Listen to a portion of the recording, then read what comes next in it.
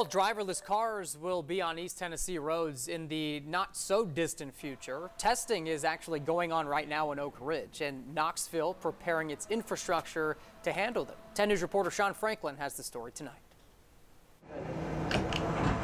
We'd all love to stop a disaster before it starts. Yes, it's scary at times, especially on the road. But if we look statistically at the hours that autonomous vehicles on the road are driving versus humans, ultimately they're safer. And that's where Oak Ridge National Lab Vehicle System researcher Dean Dieter says autonomous vehicles, cars that can drive themselves, can help. And most of the accidents we have seen are usually a person hitting the autonomous vehicle and not the other way around. He and fellow researcher Adian Cook are testing an autonomous 3D printed bus.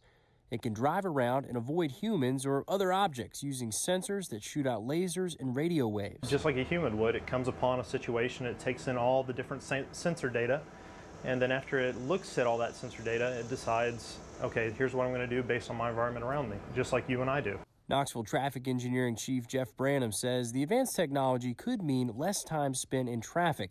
That's because of fewer wrecks, and down the line, it could bring stability to the roads by keeping cars at the same speed perfectly spaced. We are preparing that investment so that we can centrally control our traffic system. We can manage traffic in real time so that we can, better be more proactive in the way we manage traffic. He says you can look for driverless cars in Knoxville in the near future. That the future may actually hold some very promising technology that will be here sooner rather than later. In Knoxville, Sean Franklin, 10 News.